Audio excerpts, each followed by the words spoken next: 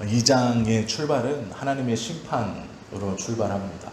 이 로마서의 전체적인 개요는 우리가 계속 말씀을 드린 것처럼 이신칭의 또는 이신득의라고 부르는 믿음으로 말미암아 의롭다함을 얻는다, 믿음으로 말미암아 의를 얻는다, 이런 의미입니다. 이것이 로마서의 가장 중요한 그러한 말씀입니다. 그런데 오늘 2장을 시작하면서 바울은 이 하나님의 심판에 대해서 말하면서 비판하는 자가 먼저 하나님의 심판을 받게 될 것이다, 이렇게 말씀하고 있거든요. 이것은 이제 두 부류에게 하는 겁니다. 하나는 이 로마 교회에 들어와 있는 유대인들에게, 그리고 또 하나는 로마 교회 안에 있는 사람들에게, 이 두 부류에 대해서 이야기하는 것인데요. 이 두 부류에 조금 다른 색깔이 있습니다. 유대인이었다가 예수님을 믿는 사람들은 이방인들과는 다르게 율법을 많이 알고 있습니다. 그래서 율법을 모르는 너희들, 즉 수준 낮은 너희들은 이것도 잘못하고 있고 저것도 잘못하고 있다, 이렇게 자신들이 어떤 영적인 신앙의 수준에서 우위에 있다고 생각한 거예요. 교회 생활을 오래 한 사람이 이제 교회 생활을 시작한 사람에게 도와주고 같이 기도해주고 어색해하는 것을 잘 할 수 있도록 가르쳐주고 하는 게 아니라 이것이 무슨 권위이고 특권인 것처럼 나는 알지만 너는 모른다, 그리고 너희들이 하는 건 이걸 모르기 때문에 잘못하고 있다. 유대인들은 특별히 그렇게 생각했습니다. 판단하는 것, 그것으로 너희가 판단받을 것이다, 이렇게 말해요. 그래서 3절, 이렇게 1절, 2절, 3절에 보면 이 심판의 대상이 1절을 가만히 보세요. 그러므로 남을 판단하는 사람아, 누구를 막론하고 내가 핑계하지 못할 것은 남을 판단하는 것으로 내가 너를 정죄함이니 판단하는 내가 같은 일을 행함이니라. 즉 네가 다른 누구를 판단하는데 그 똑같은 것으로 너를 네가 정죄함 받는데요.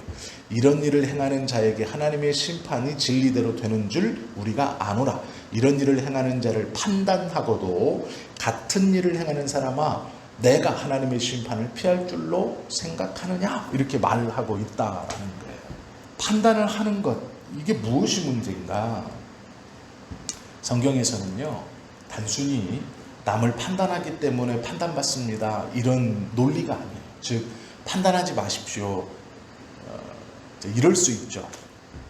나의 잘못을 누군가가 이야기해요. 그러면 내가 그 얘기를 듣고 기분이 좋지 않잖아요. 잘못됐다고 하니까. 그럼 이제 얘기할 수 있죠. 너 함부로 판단하지 마.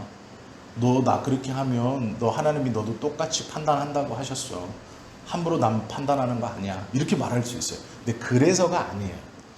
판단했다고 판단을 받는다, 이런 1차원적인 게 아니고요. 성경은 여러 곳에서 다른 이들을 판단하는 사람들에 대해서 말하고 있거든요. 그런데 이 다른 이를 판단하는 사람들의 특징이 있어요. 첫 번째는 율법에 속한 사람들이 남을 판단합니다. 이게 이제 드러나는 거예요. 왜냐하면 율법이라는 것은 자입니다. 자, 기준. 율법은 말 그대로 율법, 즉 통과와 아웃, 세입과 아웃을 결정하는 기준이에요. 그래서 율법에 속한 자는 모든 것을 이렇게 보는 거예요. 괜찮은 것, 안 괜찮은 것, 용납되는 것, 용납되지 않는 것. 이게 율법을 가지고 있는, 율법에 속한 자이거든요. 그래서 죄에 대해서 용서가 없어요. 율법에 속한 자는 죄에 대해서 용서가 없어요. 왜요? 그건 세이브이 아니에요. 아웃이에요. 무조건 아웃이에요. 어떤 핑계를 댈 필요도 없어요. 핑계가 필요 없어요. 무조건 아웃이에요. 율법이라는 것은 정죄하는 것이거든요. 지키면 통과, 지키지 못하면 아웃. 하지 말라고 했는데 하면 아웃, 하지 말라는 건 안 해야 통과. 하라고 하는 것을 하면 통과, 못하면 아웃이에요. 이게 율법이에요. 율법에 속한 사람들은 딱 두 가지로만 보는 거예요. 통과 아니면 불합격, say, out, 이렇게만 딱 보는 거예요. 그러니까 다른 사람의 어떠한 잘못됨이나 흠을 보면 그걸 지적해야 되는 거예요. 아웃이기 때문에 그렇죠. 이게 율법에 속한 사람들이 하는 거예요. 죄에 대해서 용서가 없어요. 죄에 대해서는 무조건 정죄를 해야 되는 거예요. 율법 아래에 있는 사람들은 정죄뿐 아니라 원수 갚는 일조차 옳다고 생각해요. 이게 뭐냐면 출애굽기 21장 23절에서 25절 말씀 보면 이런 말씀이 있거든요.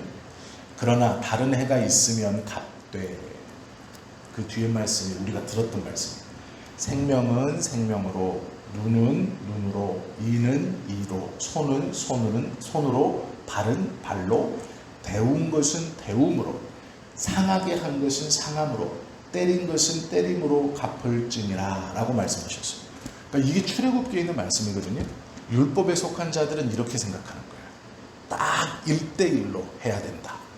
나의 생명을 상하게 했으면 저의 생명을 상하게 하고, 나의 눈을 상하게 했으면 저의 눈을 상하게 하고, 나의 손을 상하게 했으면 저의 손을, 내 발을 저의 발을, 그러니까 똑같이 갚아주는 것이 하나님의 법이다 라는 거예요. 저가 나를 한 대 퍽 때리면 왜 참아, 맞서서 때리는 거야. 이게 하나님의 법이야. 네가 맞았잖아. 눈에는 눈, 이에는 이, 이렇게 생각하는 거예요. 그런데 이 말씀을 주신 분이 하나님이세요. 그러면 그렇게만 갚으라고 주셨느냐? 그게 아니에요. 이에는 이로 갚으라고, 눈에는 누로 갚으라고, 1대1로 갚으라고 이 말씀을 주시냐? 아니에요. 그 의미가 있어요. 마태복음 19장 7절 8절에서 보면 예수님이 뭐라고 가르치냐면요, 왜 그렇게 가르쳤냐? 우리가 악해서 내가 하나의 피해를 받으면 2개, 3개, 4개, 10개, 아니 저를 죽이려고 하는 것이 우리다라는 거예요. 이게 무슨 말이냐면, 싸웠는데 내가 힘이 없어서 맞았어요. 2대를 맞았네요. 눈을. 눈이 밤탱이가 됐어요. 그러면 이제 내가 내 편을 데리고 가든지 아니면 힘을 키워서 복수할 날이 됐을 때 그 눈만 2대 팍팍 때리는 게 아니라는 거예요. 양쪽 눈을 톡톡 때리거나 다른 데를 더, 이 분에 이겨서 복수의 칼을 갈고 갔을 때는 내가 당한 대로가 아니라 그의 몇 배를 보복하는 것이 사람이다. 사람이 약해서 자신의 피해를 갚을 때 몇 배를 더 한다. 그러니 그것을 누르고 당한 대로 그대로만 하는 것이다 라고 마음을 누른 거예요. 즉 분노를 가라앉히고 당한 것. 예전에 내 생명을 빼앗기면 내가 이미 생명을 빼앗겼는데 어떻게 복수할 수 있겠어요? 복수할 수 없죠. 싸우는 중에 눈을 하나 잃었어요. 그러면 그 사람의 정확하게 눈을 어떻게 뭐 바늘로 찌르든 뭐 화살로 찌르든 그렇게 할 수 있겠어요? 없어요. 왜 이렇게 말씀하셨냐면 몇 배 일어나는 그 복수나 분노를 누르라라는 말씀이요. 이 율법의 말씀은, 출애굽기의 말씀은 사람의 본성이 악하기 때문에, 죄로 둘러싸여 있기 때문에 힘이 있을 때 과거에 네게 당했던 것을 갚을 때 몇 배로 갚는다는 거예요. 그러니 그걸 누르고 받은 만큼만 해야 한다. 그런데 사실 그 몇 배를 누르면 받은 만큼을 안 해요. 누르면 용서가 되는 거예요. 이거 무슨 말인지 이해하시죠? 내가 당했어요. 힘을 키워서 복수의 칼날을 갈았어요. 이제 내가 힘이 누가 봐도 세졌어요. 복수를 딱 하게 됐는데 내가 저걸 죽이려고 갔단 말이에요. 이제 내가 갚는다. 내가 힘을 이렇게 키우고 와신 상담해가지고 막 그렇게 해서 갔어요. 그러면 그 마음을 눌러서 과거에 내가 당한 만큼만 갚아줘야지 하면 그건 용서한 거예요. 그렇게 하지도 못해요. 그 의미로 주신 거예요. 갚으라고 준 게 아니고. 그런데 율법에 속한 사람들은 그렇게 생각하는 거예요. 갚아라. 괜찮다. 너 한 대 맞았으니까 한 대 가서 때려라. 그거를, 그 분노를 삭히고 눌러서 과거에 당했던 그것을 그대로 갚아라. 그것은 용서하는 거예요. 누른다는 것은 그 분노를. 그런데 그렇게 가르치는 거예요. 갚아라. 마태복음에서 예수님이 가르쳐 주신 말씀을 모르기 때문에 율법에 속한 사람들은 정죄하는 거예요. 그들은 막 보복도 생명을 상하게 함도 옳다고 얘기해요. 그래서 자신의 것을 관철시키기 위해서 저 사람들은 죽어도 되는 거예요. 은혜에 속한 사람들은 조금 달라요. 은혜에 속한 사람은 판단이나 정죄가 아니라 사랑과 용서를 해요. 성경에 보면 마태복음 18장 21절 22절 말씀에 베드로가 예수님께 물어요. 예수님, 형제가 잘못했는데 몇 번까지 용서합니까? 네가 율법에 어떻게 배웠느냐? 벌써 율법에 어떻게 써 있느냐라고 물으세요. 율법에 속한 사람들이 뭐라 그랬어요? 눈에는 눈, 이에는 이 이렇게 가르치고 그걸 믿었잖아요. 그게 옳다고 생각했잖아요. 그런데 율법의 정신이 그게 아니에요. 예수님이 베드로에게 물어요. 네가 어떻게 배웠느냐? 그러니까 베드로가 뭐라 그러냐면 7번 용서해 주라고 했습니다. 이게 율법이에요. 그런데 예수님이 뭐라 그러냐면 아니다. 7번씩 70번이라도 용서해 주어라. 이게 은혜와 하나님 안에 있는 사람의 모습이에요. 7번 용서하는 것도 율법인데 아니다. 7번씩 70번이라도 용서해 주는 것이다 라고 예수님이 가르쳐 주세요. 은혜 받은 그리스도인의 생활에서의 용서와 사랑은 무한대예요. 7번씩 70번이라는 건 무한이라는 뜻이에요. 율법에 속한 사람들은 분명히 율법에서도 7번 용서하라고 가르쳤는데 그 사람들은 그것은 보지 않는 거예요. 자를 가지고 내가 옳다, 너는 틀리다. 내가 맞다, 너는 틀리다. 틀린 건 죽여도 돼요. 그러니 막대하는 거예요. 그런데 율법도 원래 7번 용서하라고 가르치는 게 정신이에요. 1대1로 하라는 게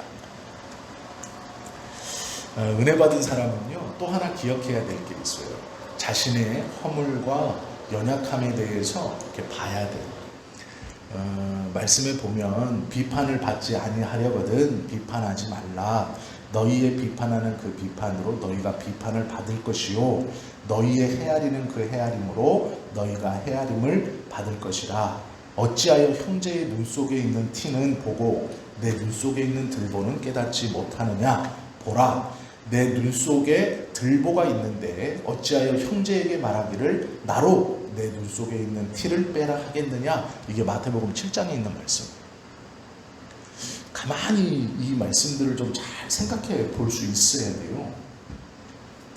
율법에 속한 사람, 은혜에 속한 사람, 그리고 은혜에 속한 사람은 자신의 허물을 볼 수 있는 사람. 그리고 또 하나가 있죠. 남을 판단하는 그 판단으로 다른 이에게 판단받는 게 중요한 게 아니라 하나님이 판단하신대요. 오늘 이게 말씀이거든요. 남에 대한 판단을 보고 하나님이 그것을 판단하신대요. 너로 판단하신대요. 남을 정죄하고 판단하려면 자신만큼은 그 죄를 범치 않아야 판단할 수 있는 거예요. 그런데 죄인인 우리는요, 똑같은 죄를 범해요. 그 사람도 죄를 범하지만 나도 그 죄를 범해요. 그렇기 때문에 하나님이 이제 그것을 판단하신다라고 말씀하고 있거든요. 남을 판단하는 사람의 3가지 특징이 있어요. 3가지 특징은 모르는 거예요. 남을 판단하는 사람은 3가지를 몰라요. 첫 번째는 다른 사람을 판단하는 사람들은 하나님을 멀시하는 무서운 범죄자라고 성경은 말해요. 율법에 얽매여 율법적인 의를 추구하는 사람들은 자꾸 남을 판단한다라고 말해요. 이건 복음에 붙들린 사람이 아니에요. 은혜에 붙들린 사람이 아니에요. 그런데 이 사람이 모르는 3가지가 있어요. 첫째는 율법을 가지고 남을 판단하는 사람, 이 본문에서는 유대인들이죠. 유대인들은 하나님의 인자하심을 몰랐어요. 그들은 하라, 하지 마라, 어기면 벌받는다, 지키지 못하면 벌받는다가 그들의 삶을 꽉 붙들고 있었어요. 그래서 하나님의 인자하심을 그들은 알지 못했어요. 알 수 있는 방법이 없었어요. 그런데 왜 이것이 그러면 하나님이 율법을 주시면서 해라, 하지 마라 라는 것을 주시고 율법을 받는 사람의 입장에서는 이게 두렵고 무섭고 어미하신 하나님의 말씀인데 명령이란 말이에요. 하라와 하지 마라는 다 명령이에요. 그러면 하나님이 우리에게 두려우신 하나님이 명령만 주셨기 때문에 받는 사람의 입장에서는 그 명령을 두려우신 분이 주었기 때문에 지키면 복을 받고 지키지 못하면 벌을 받는데, 지키는 것보다 지키지 못하는 게 많으니 무섭고 두렵지 않겠습니까? 이렇게 말할 수 있어요. 그럴 수 있죠. 율법을 받는 사람의 입장에서는 두려우신 하나님의 말씀인데 그 율법이 다 명령이란 말이에요. 그러니까 두려우신 분의 명령이니까 지켜야 되는 거예요. 그러니까 이들은 인자를 알 수 있는 방법이 없죠. 왜요? 이럴 때는 안 지켜도 된다라는 것을 말씀해 주지 않았다고 생각하는 거예요. 그런데 놀라운 것은요, 구약 성경 곳곳에 하나님의 인자가 계속 드러나고 있어요. 그러니까 이들은 자신들이 붙들고 있는 것들만 보는 거예요.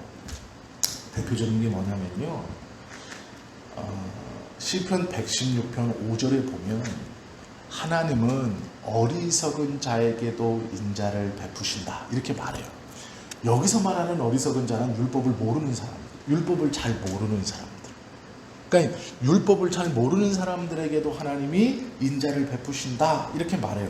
또 시편 35편, 시편 9편에 보면 하나님은 가난한 자에게도 인자를 베푸신다 이렇게 말하고 있어요. 율법을 잘 모르는 사람, 가난한 사람. 또 이사야 1장 18, 19절에 보면 하나님은 모든 죄인에게도 인자를 베푸신다 이렇게 가르치고 있어요. 유대인들이 계속 성전에 나가면서 노래했던 그 수많은 시편 속에 또 그들이 매일 율법 회당에서 예배드리면서 읽었던 이사야의 글 속에 모든 죄인들에게 인자를 베푸시는 하나님이 분명히 선언되어 있고, 가난한 자에게 인자를 베푸시는 하나님의 인자가 선언되어 있고, 어리석은 자, 율법을 잘 알지 못하는 자에게 베푸시는 인자가 기록되어 있어요. 그런데 이 사람들은요, 하나님의 인자를 보지 않는 거예요.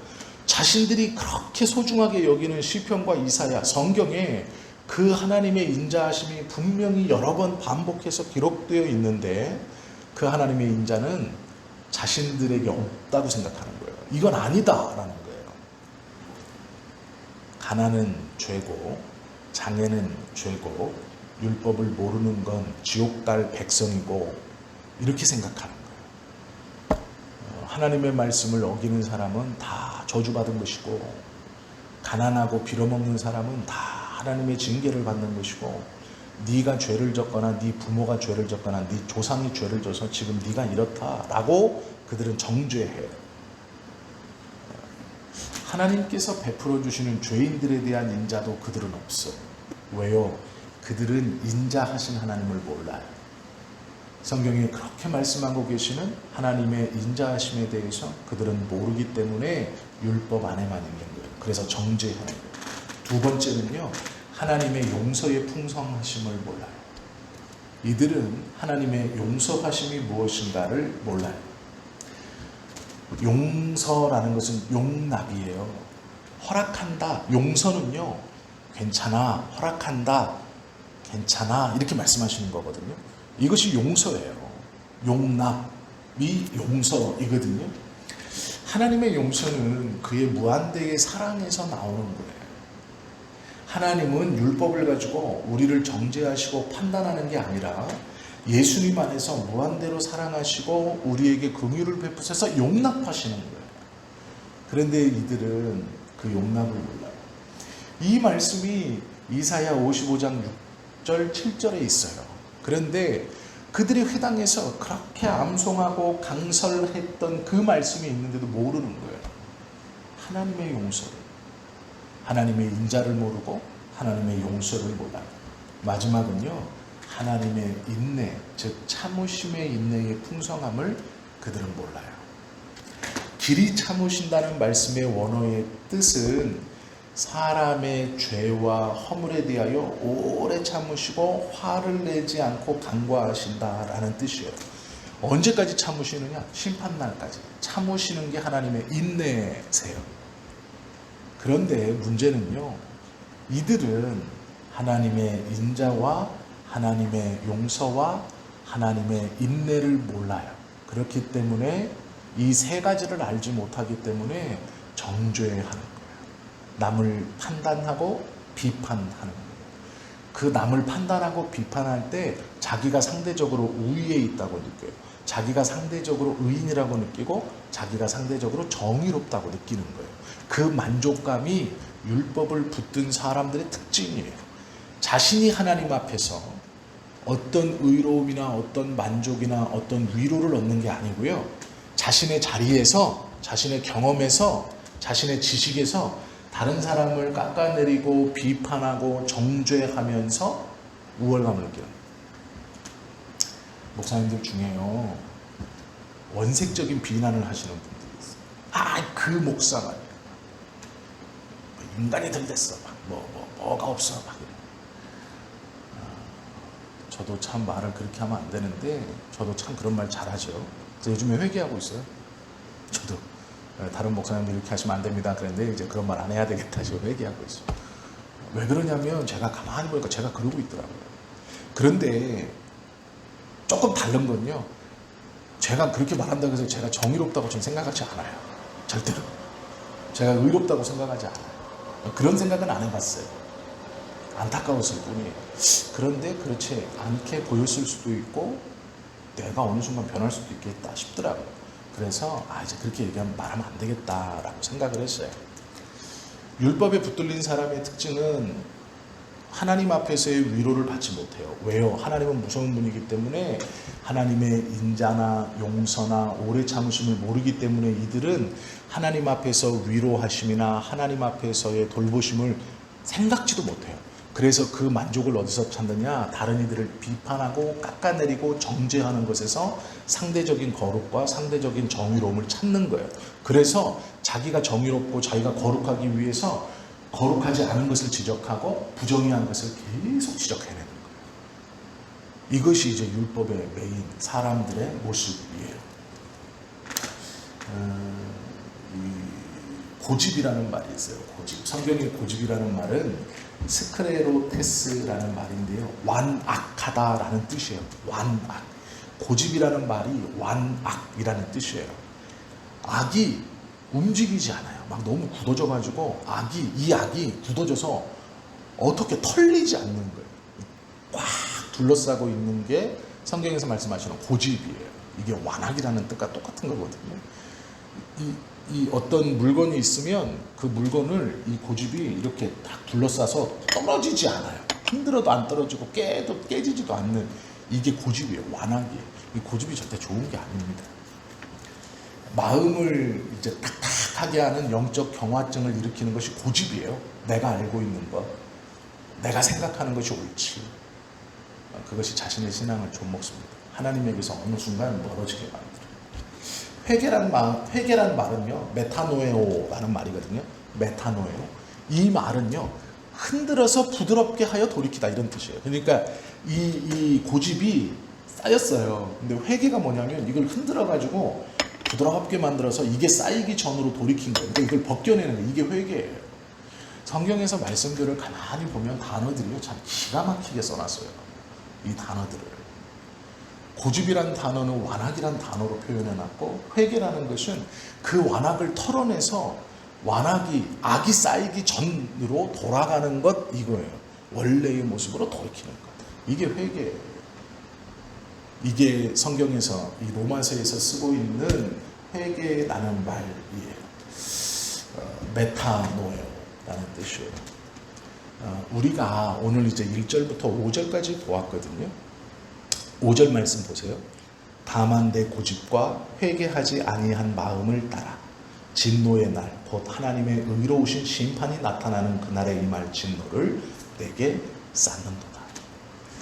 율법 안에 있으면서 하나님의 인자와 하나님의 용서와 하나님의 인내를 알지 못해서 다른 이들을 판단하고 비판하고 험담하면서 상대적인 의로움, 상대적인 경건함, 상대적인 거룩함을 쌓고 있느냐?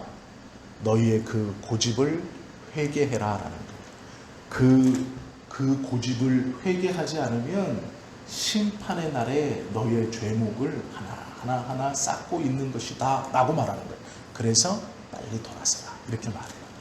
혹시 우리의 마음속에 우리가 상대적 어떤 것으로 인해서 남을 비판하고 판단하고 또 그것을 통해 내 마음속에 이제 작은 것이라도 상대적 성결, 상대적 거룩, 즉 하나님 앞에서의 어떤 거룩이나 하나님 앞에서 위로나 하나님 앞에서 은혜가 아니고 어떤 것을 비판하고 어떤 것을 정죄하면서 느끼는 것이 있다면, 내 안에 만족이 있다면 하나님 앞에 하나님, 내가 이 완악함이 나를 꽉 둘러싸기 전에 내 마음이 막 딱딱해져서 그것이 잘못된 것인 줄 깨닫지도 못하는 그 최악의 상황, 회개치 못하는 상황까지 가기 전에 부드럽게 털어서 하나님, 그것이 나에게 쌓이기 전으로 나를 돌려주십시오 라고 기도할 수 있어야 되는 거예요. 그게 성숙한 신앙이에요. 은혜 있는 신앙이에요.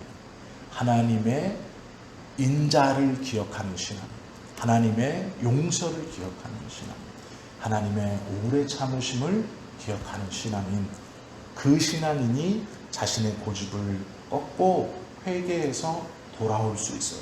그 돌아옴은 단순히 이 죄에서 돌아옴이 아니라 심판에서 돌이키는 것과 같은 거예요. 그렇기 때문에 우리도 모르게 완악해질 수 있는, 고집스러워질 수 있는 것을 하나님 앞에 매일매일 털어내는 것이 중요해요.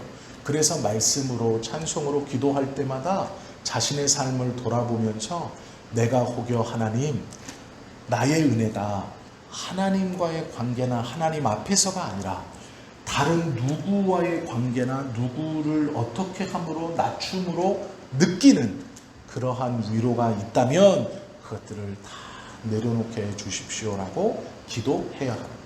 그것이 우리의 기도이고, 바울이 지금 비판하고 비난하면서 상대적 우월감을 느끼고 있는 로마 교회 안에 있는 유대인들에게 울리는 경종, 돌아서라. 그렇지 않으면 심판이 가까워 왔다. 그 심판 때에 하나님이 네가 판단하고 비판하는 것으로 너를 판단하고 비판할 것이다 라고 경고합니다. 오늘 우리는 그렇게 살지는 않지만 이 경고의 말씀을 우리가 마음으로 받아서 하나님, 나도 혹 그런 잘못을 범치 않는 그러한 자가 되게 해 주십시오. 오늘 하루 그러한 은혜를, 하나님 이 말씀을 기억하는, 그리고 기억하며 살아가는 자가 되게 해 주십시오 라고 기도해야 하는 것이죠. 이런 기도와 이런 은혜를 기억하시고 오늘 하루도 하나님 앞에서의 은혜를 누리고 살아가는, 누구를 비난하면서 누리는 만족감 말고요, 하나님 앞에서 위로를 받고 은혜를 누리며 살아가는 저와 여러분 되시기를 예수님의 이름으로 축원합니다. 기도 드리시고